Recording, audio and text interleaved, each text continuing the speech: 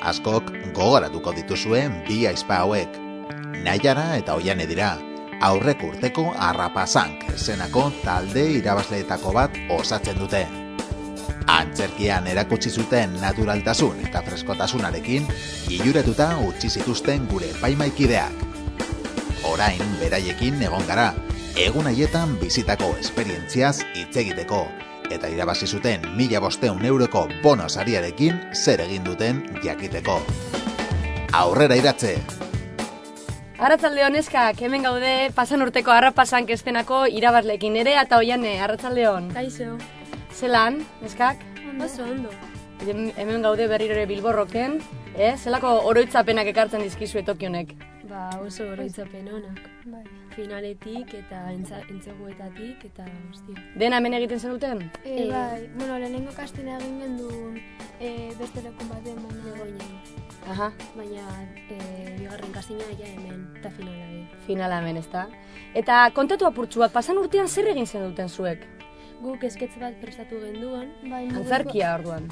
Mugikorrei buruz. Bai? Eta pizka bat gaurko jendea dagoela pizka bat biziatuta mugikorrei eta horrela parodia bat egiten. Aha.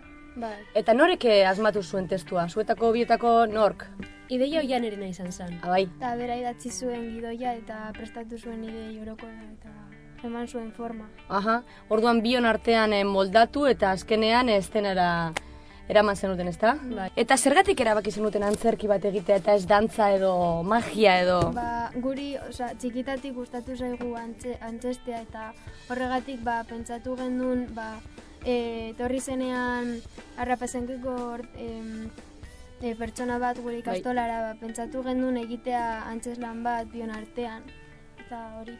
Hasiera baten txantza modura esaten genduan antzeslan bat egingo genduala, baina purka Oianek ideia izan eban, metroan ikusi ebalako guztiek, pertsona guztiak smartphoneekin.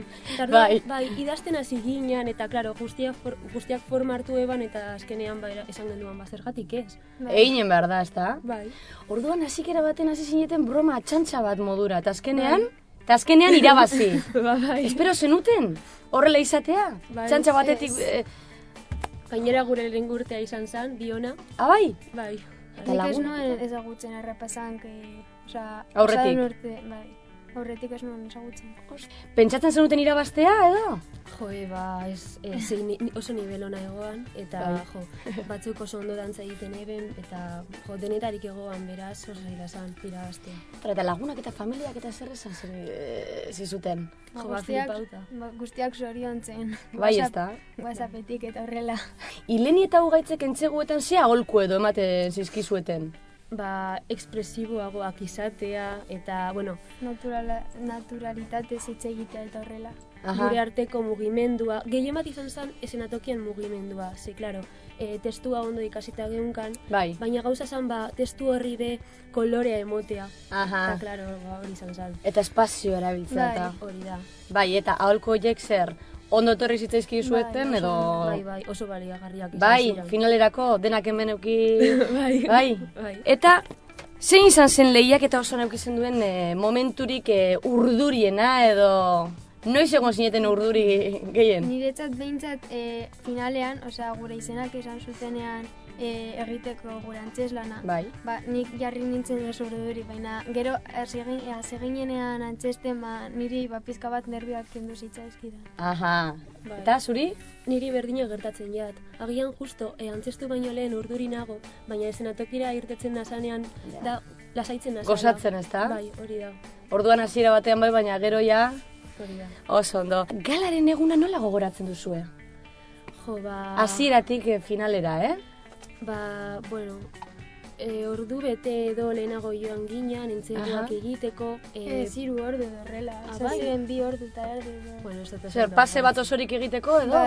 Bai, eta, klaro, jendea oso urduri egoan, haien artean lagunekin batzuk barreka, baina beste batzuk ezin egonean, eta... Beste asko guri galdetzenea, klaro, egun mozorretuta gengozan, smartphonez, eta asko interesatuta ea zer egingo genduan, eta horrela. Klaro, sariarekin 1.000 eurorekin zer egin zenuten, eskak? Ba, Amsterdamera bidai bat egin. Amsterdamera? Familiagaz. Bai, eta zelan izan zen hori, zelako esperientzia. Zoragarria. Bai, ezta? Bai. Zenbat denborerako joan zineten? Aste bete.